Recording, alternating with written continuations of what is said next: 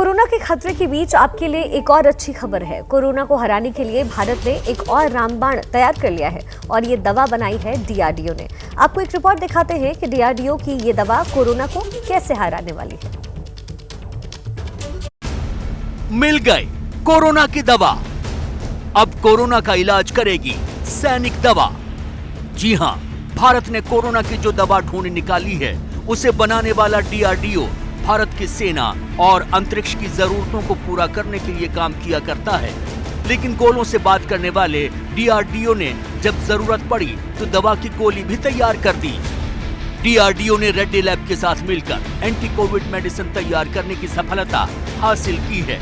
DRDO की दिल्ली स्थित INMAS यानी institute of nuclear medicine and allied science ने ये ड्रग्स तैयार की है। ये दवाई है ड्रग 2-डिऑक्सी डी ग्लूकोज। इस दवा की ताकत यह है कि एक आम कोरोना रोगी को 2.5 से 3 दिन पहले निरोग कर देती है और दवा की खासियत यह है कि इसे किसी इंजेक्शन या टैबलेट के तौर पर भी देने की जरूरत नहीं है, बल्कि इस दवा के सैशे को खाने के बाद इस दवा के अंश शरीर के उन्हीं हिस्सों में जाकर जमा हो जाते हैं जहां कोरोना की सबसे ज्यादा मौजूदगी रहती है। ये दवा वायरस से जाकर ऐसे चिपक जाती है कि उसकी संख्या बढ़ ही नहीं पाती।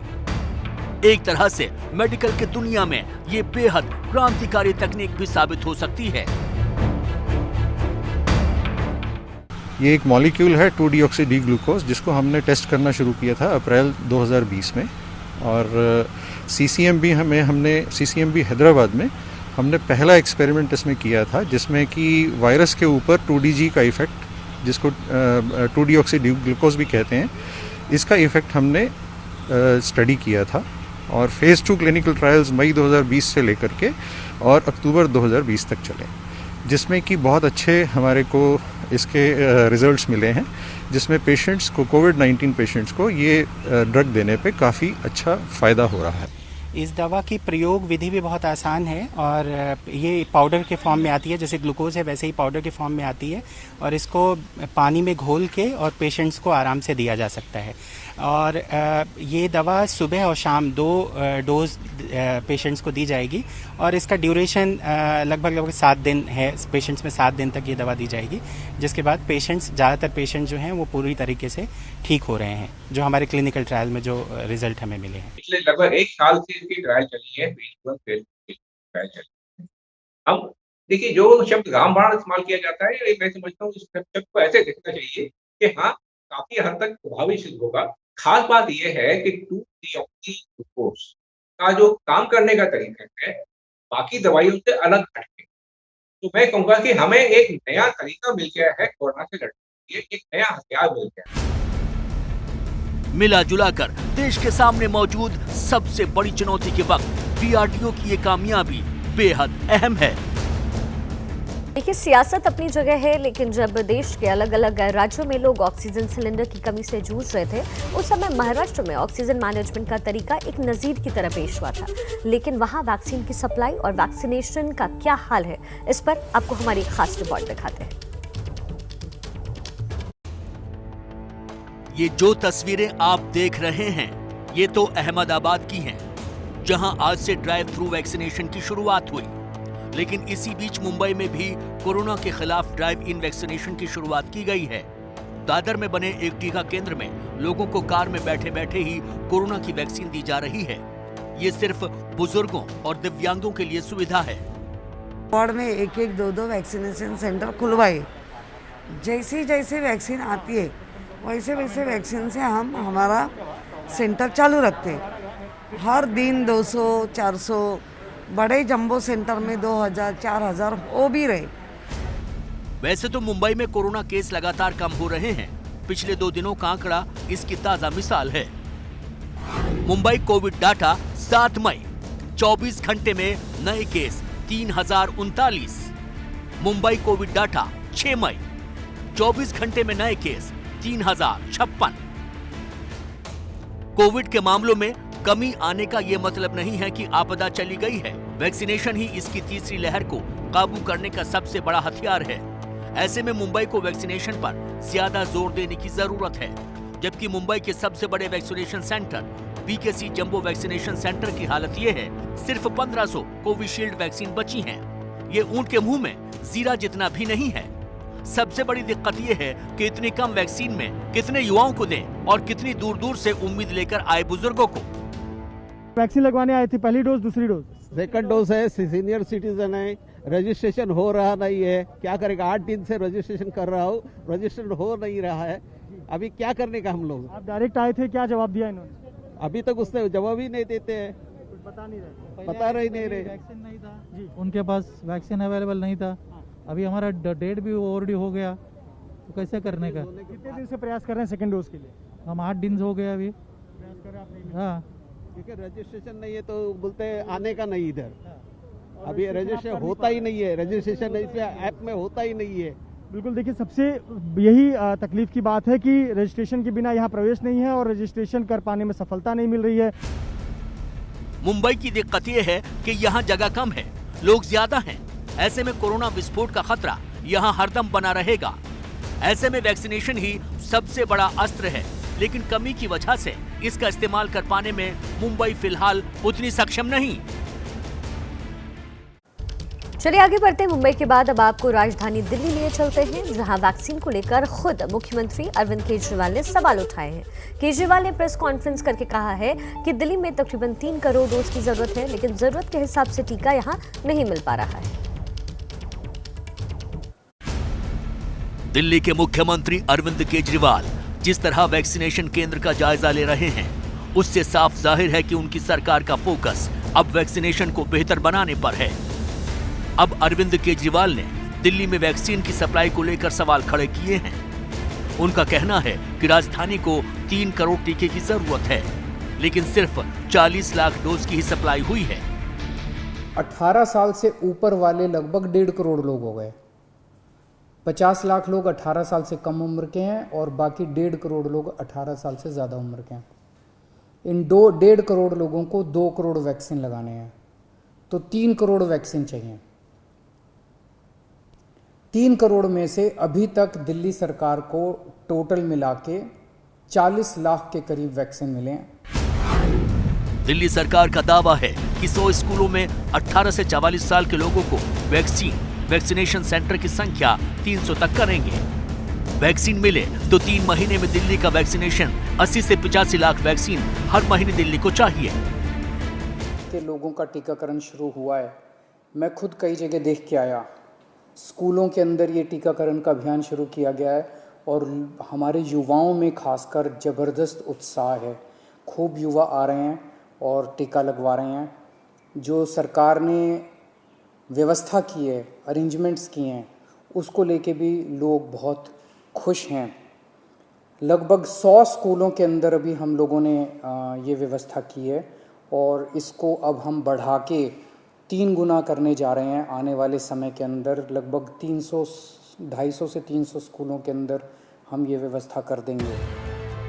राहत की बात यह है कि दिल्ली में कोरोना का ग्राफ तेजी से नीचे की ओर जा रहा है।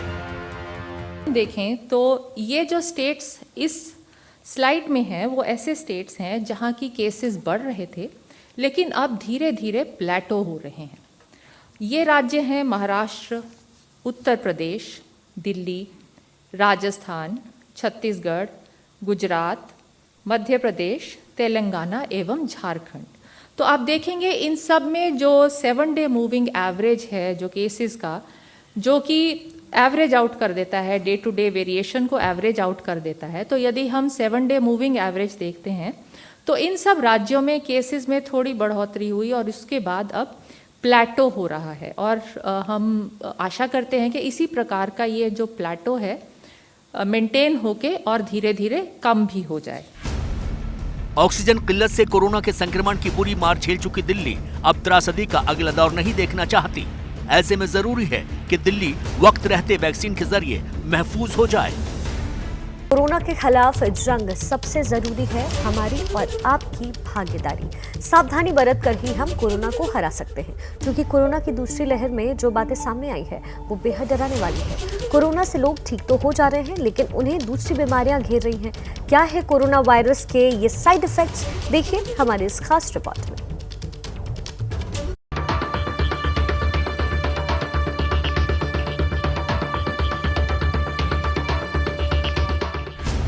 कोरोना वायरस की काली कुंडली जैसे जैसे खुलती जा रही है, वैसे वैसे उसके राज भी सामने आते जा रहे हैं। लेकिन कोरोना की हर लहर के साथ उसके कुछ ऐसे साइड इफेक्ट भी सामने आ रहे हैं जिन्होंने कोरोना महामारी के खतरे को और ज्यादा बढ़ा दिया है। कोरोना की पहली लहर में मरीजों के ठीक होने के बाद भी कई लोगों की हार्ट अटैक से मौत हुई थी, लेकिन कोरोना वायरस के मरीजों पर साइड इफेक्ट कम ही देखने को मिले थे। लेकिन कोरोना की इस दूसरी लहर में इस वायरस के ऐसे साइड इफेक्ट सामने आ रहे हैं जिनके बारे में दुनिया के किसी वैज्ञानिक को अंदाजा तक नहीं था। कोरोना के एक ऐसे ही साइड इफेक्ट के शिकार नासिक के रहने वाले प्रकाश जाधव भी बने हैं। करीब 1 महीने पहले 4 अप्रैल को प्रकाश कोरोना पॉजिटिव हुए थे और 15 दिनों के बाद 19 अप्रैल को उनकी रिपोर्ट नेगेटिव आई थी। लेकिन जल्द ही उन्हें सरदर्द और दांतों में दर्द होने लगा। जब डॉक्टर को दिखाया तो पता चला कि उन्हें म्यूकोरमाइकोसिस नाम की जानलेवा बीमारी हो गई है। कल इनके पास आए और फिर सब कंसर्न कर लिया। उन्होंने बोला कि एडमिट होना ही पड़ेगा क्योंकि वो जो माइक्रोमाइकोसिस है वो बहुत सुपर स्प्रेडर है, तो इसलिए हम कल एडमिट हो गए यहाँ। प्रकाश जाधव अकेले नहीं हैं। उनकी तरह महाराष्ट्र में कई कोरोना मरीजों को बाद में म्यूकोरमाइकोसिस हुआ है। दरअसल म्यूकोरमाइकोसिस एक फंगल इन्फेक्शन है। ये नाक के जरिए शरीर में प्रवेश करता है और इसके बाद मरीज के दांत, जबड़े और आंख को प्रभावित करता है। इस इन्फेक्शन के चलते आंखों की रोशनी कम हो जाती है और अगर वक्त पर इलाज न हुआ तो मरीज के दांत या आंख निकालने पड़ते हैं। साल में हर कंसल्टेंट एक आध पेशेंट म्यूकोरमाइकोसिस का देखता था, लेकिन अब जो वेव आई है जिसमें हम मैंने खुद ने पिछले 1 महीने में 30 मरीज देखे हैं। कोरोना की दूसरी लहर में फंगल इन्फेक्शन के केस ज्यादा सामने आ रहे हैं, लेकिन कोरोना के दूसरे साइड इफेक्ट भी कम नहीं हैं। शरीर में दर्द, थकान, सांस फूलना और ध्यान केंद्रित करने में दिक्कत होना तो बहुत साधारण साइड इफेक्ट हैं। कई कोरोना मरीजों में दिल, दिमाग और फेफड़ों पर इसका असर ठीक होने के बाद भी देखा गया है। कई मरीजों की याददाश्त पर असर पड़ा तो कई कोरोना मरीज डिप्रेशन का शिकार हो गए। जाहिर है कोरोना से बचाव ही इस महामारी के खिलाफ सबसे बेहतर रणनीति है। इसलिए बेहतर तो यही है कि कोरोना के तीसरे चरण से पहले अपने दोनों चरण अपने घर में ही रखिए। देश भर में टीके के लिए लंबी लंबी लाइनें लगी हैं। हर उम्र के लोग घंटों लाइन में लगे हैं, लेकिन फिर भी सबको वैक्सीन नहीं मिल पा रही है क्योंकि देश में इतनी वैक्सीन है ही नहीं। लोग गुस्से में हैं कि पहले लाइनों में लग के वोट दिया, फिर टैक्स पर टैक्स दिया, लेकिन टैक्स देने वालों के प्रति सरकार की क्या कोई जवाबदेही है? आखिर टीका मिलेगा कैसे?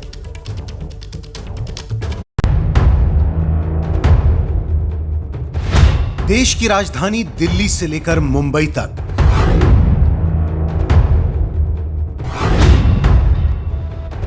भोपाल से अंबाला तक,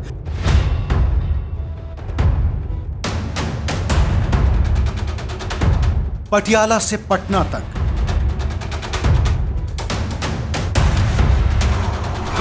और तिरुवनंतपुरम से श्रीनगर तक लगी है लोगों की लंबी लंबी कतारें। कतारें कोरोना से बचने की वैक्सीन लगवाने के लिए। लेकिन सवाल एक ही कि वोट दिया, टैक्स भी दिया, लेकिन जान बचाने वाली वैक्सीन कब मिलेगी? 10 बजे से हम लोग खड़े हैं। नंबर इन्होंने आधार कलेक्शन हम लोगों से करवा लिया और उसके बाद अपने पास रखे हुए हैं और दूसरे तीसरे को जिसको जो बुझा रहा है बुला रहे हैं, अंदर घुसा रहे हैं। सरकार बोली कि वैक्सीन है अवेलेबल है और ये लोग बोलते हैं हम लोग के पास वैक्सीन नहीं है, तो ये कहाँ से होगा? इसका दायित्व कौन लेगा? इंजेक्शन ही नहीं है तो क्या कर सकते हैं? 8 दिन से रजिस्ट्रेशन कर रहा हूँ, रजिस्ट्रेशन हो नहीं रहा है। अभी क्या करने का हम लोग? सरकार ये हमसे कहती है घर से बाहर मत निकलिए, बुजुर्ग लोगों को ज़्यादा ध्यान रखिए, लेकिन यहाँ पे वो सुरक्षा मुझे दिखाई दे नहीं रही है, वो सुविधाएं मुझे दिखाई नहीं दे रही हैं। देश भर में हजारों लोगों की जिंदगियां हर रोज कोरोना की भेंट चल रही है। महामारी के प्रचंड रूप से डरे सहमे ये लोग वैक्सीन लगवाकर सुरक्षित हो जाना चाहते हैं, लेकिन रजिस्ट्रेशन करवाकर वैक्सीन सेंटर्स में पहुंचे ये लोग गुस्से में हैं और कह रहे हैं कि हम लोगों ने लाइन में खड़े होकर वोट भी दिया और देश के लिए टैक्स भी भरते हैं, फिर हमें आखिर कब मिलेगी वैक्सीन? जी हां, देश का मध्य वर्ग पूछ रहा है कि वोट दिया, टैक्स दिया, अपना कीमती समय वैक्सीन के इंतजार में बिताया, लेकिन टीका मिलेगा कब? टैक्स देने वाली जनता तो ये भी कह रही है कि प्राइवेट अस्पतालों में वैक्सीन के लिए क्यों इतनी ज्यादा कीमत मांगी जा रही है, जबकि वैक्सीन बनाने के लिए उनका ही पैसा निर्माताओं को दिया गया। देश की राजधानी हो या फिर दूर दराज का कोई शहर, लंबी लंबी लाइनों की ये तस्वीरें गवाही दे रही हैं कि कोरोना भले ही सांसों पर शिकंजा कसता रहे, लेकिन वैक्सीन के लिए इंतजार अभी बाकी है।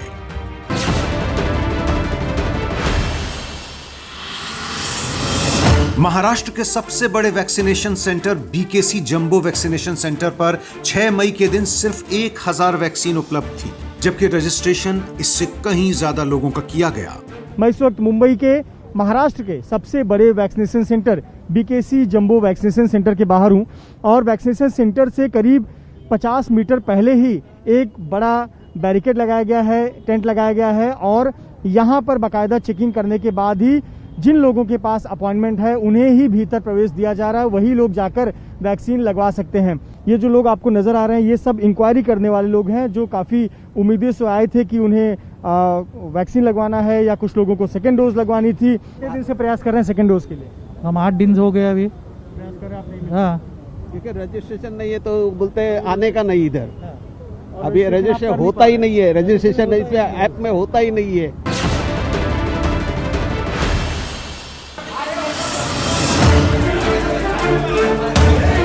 कोलकाता के बाद बंगाल का सबसे बड़ा शहर माना जाता है आसनसोल, लेकिन वहां तो हालात और भी खराब दिखे। यहां के एक अस्पताल में घंटों तक टीके का इंतजार करने के बाद लोगों के सब्र का बांध टूट गया और टीके की मांग करते लोगों ने हंगामा खड़ा कर दिया। लोगों का कहना है कि सरकार कहती है वैक्सीन है और हर हाल में लेनी है, जबकि अस्पताल कह रहे हैं कि वैक्सीन नहीं है। सरकार बोली कि वैक्सीन है अवेलेबल है और ये लोग बोलते हैं हम लोग के पास वैक्सीन नहीं है, तो ये कहाँ से होगा? इसका दायित्व कौन लेगा? अभी 5 दिन में जो सीनियर सिटीजन 70 साल 80 साल का है, अब उसमें किसी को कल मृत्यु हो जाए और उसका टाइमली अगर डोज मिला होता तो इसमें सरकार कितना पीछे पड़ रही है कि उसको लेना है, डोज लेना है, लेकिन यहाँ से तो बता नहीं देना है।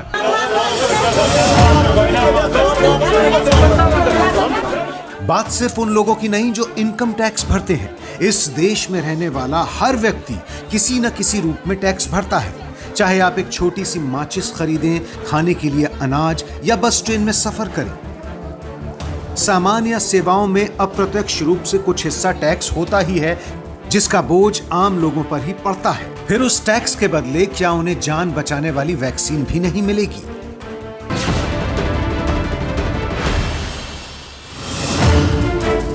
वैक्सीन के लिए यही इंतजार भोपाल के लोगों की भी किस्मत बना। घंटों से इंतजार करते लोगों को पता चला कि 5 मई के दिन बस 100 लोगों को ही टीके लग पाएंगे। ऐसे लोग जिन्हें कोविन ऐप से बाकायदा टीका लगवाने का समय तक दे दिया गया था।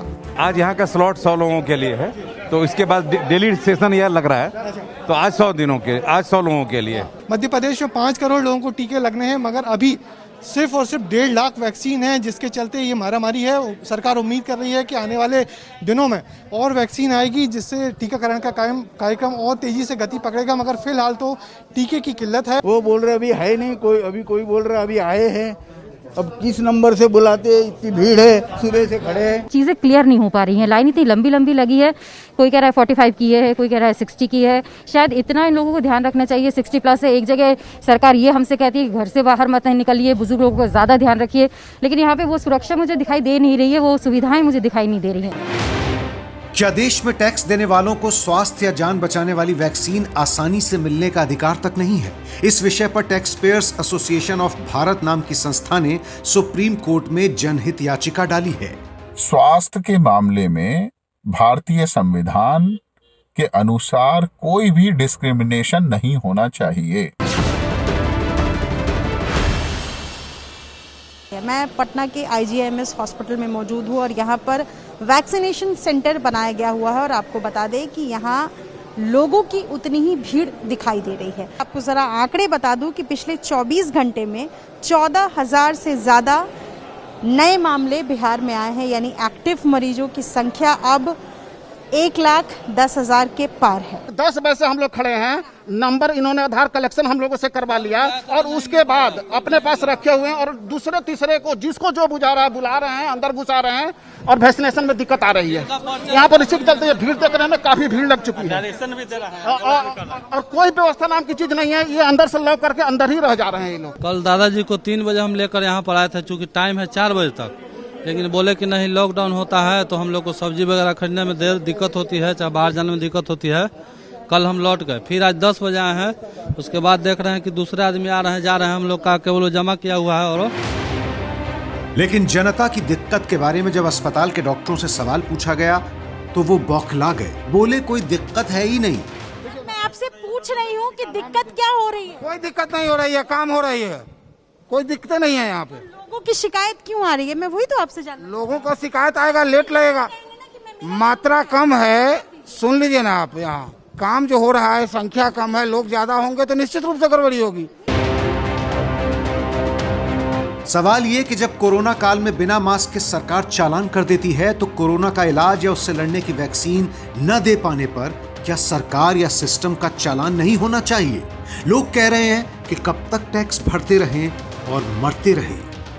केंद्र सरकार और राज्य सरकार इन दोनों के समान रेट्स वैक्सीनेशन के होने चाहिए। टैक्स पेयर्स एसोसिएशन इस चीज का पुरजोर समर्थन करता है।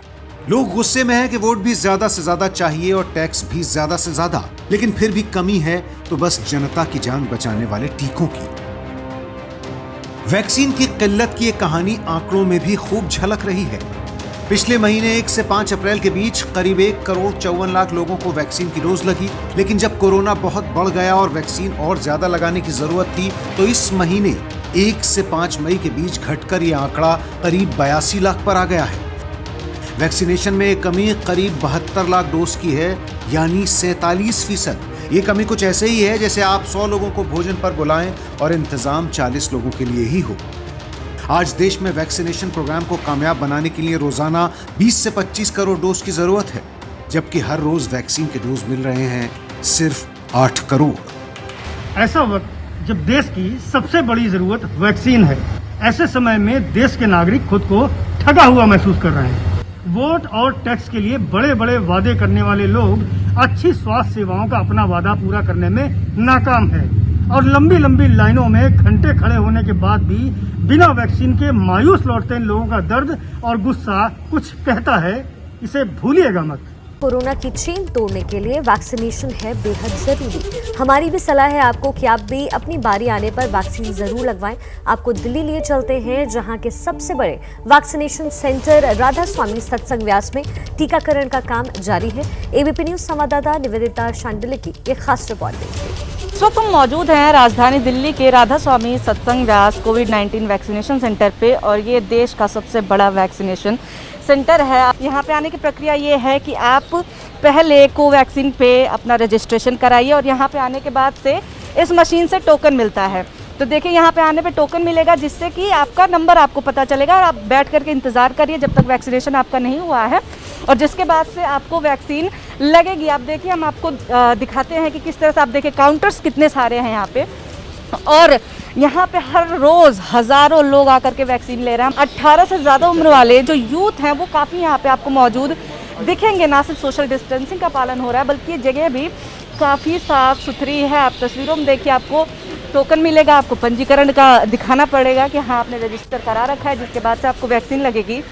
और बड़ी संख्या में हर रोज़ लोग यहाँ पे आ रहे हैं, हज़ारों की संख्या में आ रहे हैं। आज रविवार का दिन है, सुबह से ही लोग आने शुरू हो चुके हैं, सुबह से ही लोग इंतज़ार कर रहे हैं और काफ़ी तेज़ी से, बहुत ज़्यादा इंतज़ार नहीं करना पड़ रहा है लोगों को, काफ़ी तेज़ी से यहाँ पे वैक्सीनेशन की प्रक्रिया चल रही है। और हम आपको बता दें कि तमाम जो प्राइवेट अस्पताल हैं वहाँ पे इस वक्त वैक्सीनेशन नहीं हो पा रहे, जिसमें गंगाराम और Delhi heart and lungs institute जैसे अस्पताल भी हैं, वहाँ पे नहीं हो पा रहे। कारण है कि वैक्सीन के डोज नहीं पहुँच पाए हैं। लेकिन अगर हम आप यहाँ की तस्वीरें दिखाएं और यहाँ की बात करें तो यहाँ पे वैक्सीन के डोज की कोई कमी नहीं है। यहाँ के वाइस प्रेसिडेंट का खुद कहना है कि हमारे पास कोई दिक्कत नहीं है वैक्सीन की, और जिनको सेकंड डोज लेना है, ऐसा नहीं है कि उन्होंने अगर पहले यहाँ से फर्स्ट डोज नहीं लिया है तो उन्हें यहाँ सेकंड डोज नहीं लगेगी। अगर आपने फर्स्ट डोज ले रखा है तो आपको यहाँ पे आकर के वैक्सीनेशन कराने में कोई दिक्कत नहीं होगी। और साथ ही साथ यहाँ पे वैक्सीन लगवाने का चार्ज 900 रुपये होगा। पहले 250 था जब सरकार की तरफ से वैक्सीन उपलब्ध कराई जाती थी, लेकिन अब जो है क्योंकि अस्पताल खुद डायरेक्ट मैन्युफैक्चरर से वैक्सीन मंगा रहे हैं, तो अब जो वैक्सीन का चार्ज है वो 900 रुपये हो गया है, ना सिर्फ 18 से 45 आयु वर्ग के लिए बल्कि उससे ज़्यादा आयु वर्ग के जो लोग हैं उनको भी 900 रुपये का चार्ज देना होगा। तो ये है तस्वीरें दिल्ली, ना सिर्फ दिल्ली बल्कि देश के सबसे बड़े वैक्सीनेशन सेंटर की, जो कि एक उदाहरण बन रही है, जो कि लगातार तारीफ हो रही है जिस जगह की, और व्यवस्था की यहाँ की काफ़ी तारीफ हो रही है। एक बड़े स्तर पे राजधानी दिल्ली की मदद कर रही है जगह, बड़े स्तर पे वैक्सीनेशन में अपना सहयोग कर रही है। कैमरा पर्सन निखिल रस्तोगी के साथ निवेदिता शांडिल, एबीपी न्यूज़ दिल्ली। 4 जुलाई को होता है अमेरिका का स्वतंत्रता दिवस और राष्ट्रपति बाइडेन ने 4 जुलाई तक 70% अमेरिकियों को टीका देने का लक्ष्य रखा है ताकि हर्ड कम्युनिटी हासिल करके कोरोना को हराया जा सके। अब सवाल ये कि क्या भारत अपने स्वतंत्रता दिवस यानी 15 अगस्त तक ऐसा लक्ष्य रख सकता है? ये आखिर कैसे संभव हो सकता है, देखिए हमारी इस रिपोर्ट में।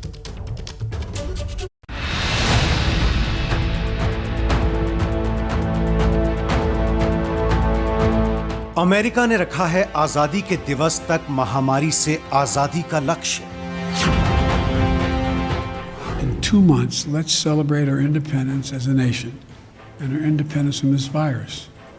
We can do this. We will do this. America 4 जुलाई को अपना स्वतंत्रता दिवस मनाता है। ऐसे में अमेरिकी राष्ट्रपति जो बाइडेन की सरकार ने 4 जुलाई तक अमेरिका के 70% नागरिकों को कोरोना वैक्सीन का पहला डोज देने का ऐलान किया है। साथ ही इस बात की घोषणा की गई है कि 4 जुलाई तक अमेरिका के 1.6 करोड़ नागरिकों को वैक्सीन के दोनों डोज दे दिए जाएंगे। जाहिर है अमेरिका की कोशिश 4 जुलाई तक कोरोना के खिलाफ आजादी की अपनी मुहिम को मजबूत करने की है।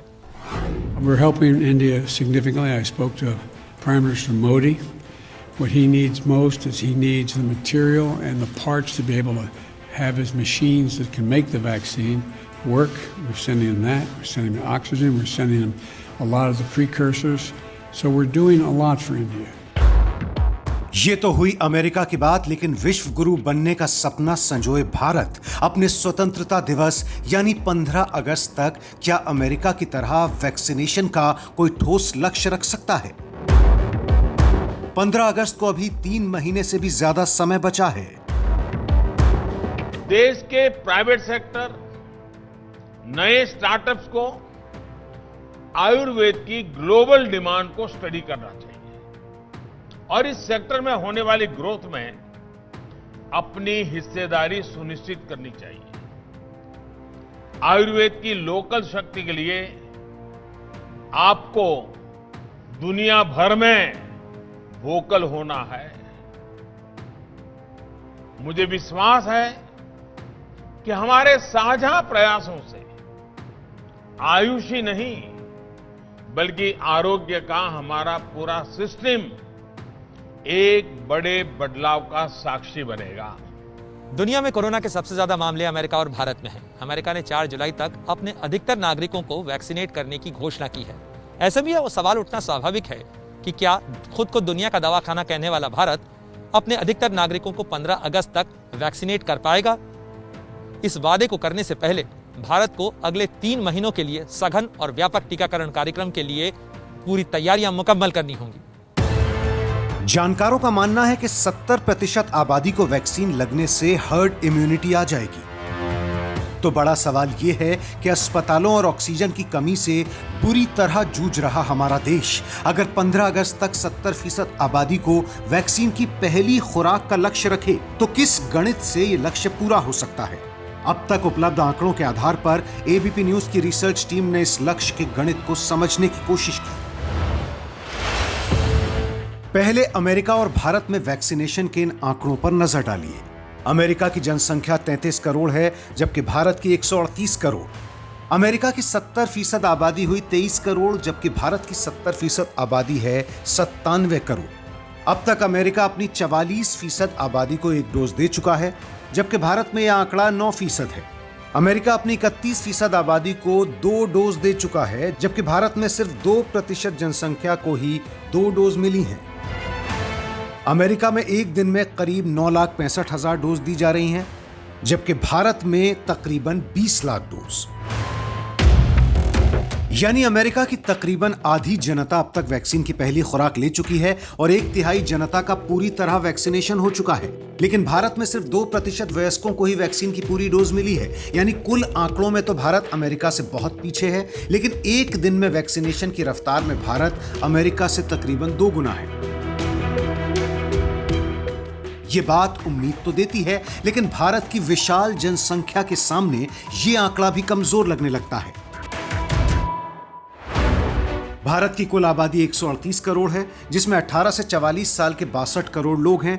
वहीं 45 से ज्यादा उम्र के 44 करोड़ लोग हैं और 18 साल से कम उम्र के हैं 32 करोड़। अगर 18 से कम उम्र वालों को छोड़ दिया जाए तो बाकी बचे 106 करोड़ लोगों को साल भर में अगर वैक्सीन की 2 डोज देने का लक्ष्य रखा जाए तो प्रतिदिन 54 लाख डोज देनी होंगी।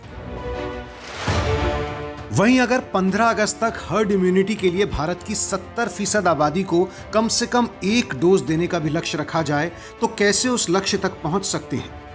जो आंकड़े उपलब्ध हैं उसके आधार पर एबीपी न्यूज की रिसर्च ये कहती है। 15 अगस्त में अभी 99 दिन बाकी हैं। भारत की 70% आबादी यानी 97 करोड़ हुई। अब तक कितनी डोज दी गई? लगभग 16.5 करोड़। एक दिन में 20 लाख डोज का औसत है, यानी इस रफ्तार को 4 गुना बढ़ाना होगा और 81 लाख डोज प्रतिदिन देनी होंगी। अब तक 2 बार भारत में एक दिन में 40 लाख से ज्यादा लोगों को वैक्सीन दी जा चुकी है। पहली 5 अप्रैल को 43 लाख डोज और दूसरी 6 अप्रैल को 40 लाख डोज। यानी अगर इन 2 दिन को स्टैंडर्ड माना जाए तो इससे 2 गुना वैक्सीनेशन प्रतिदिन करना होगा अगर 15 अगस्त तक देश की 70% जनसंख्या को कम से कम 1 डोज से वैक्सीनेट करना है। मौजूदा हालात में भारत में हर दिन औसतन 20 लाख टीके ही लग पा रहे हैं। शनिवार रविवार को ये संख्या और भी नीचे आ जाती है। मिसाल के तौर पर 2 मई को रविवार था और उस दिन पूरे देश में केवल 12 लाख डोज ही लगे।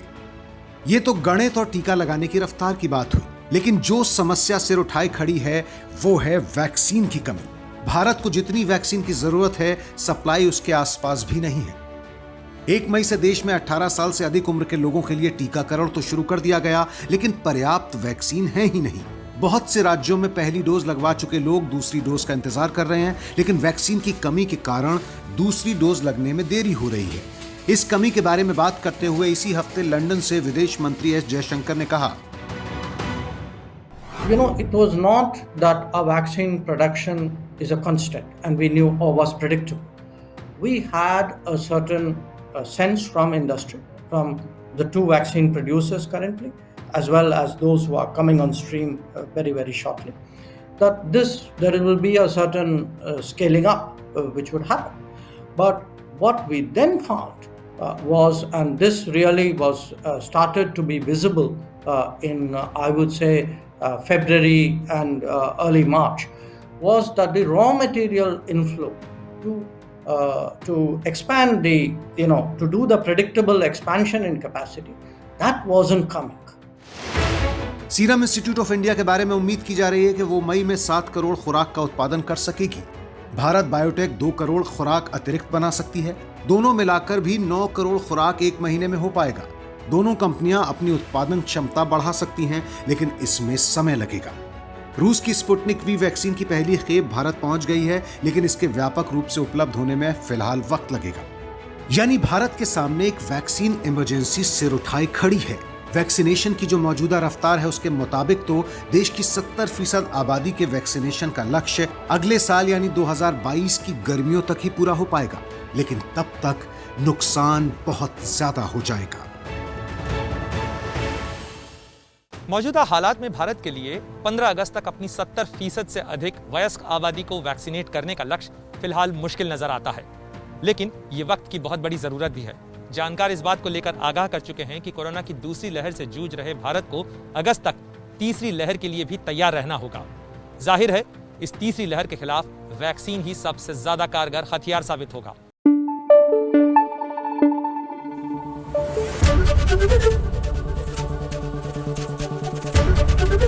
एबीपी न्यूज आपको रखे आगे।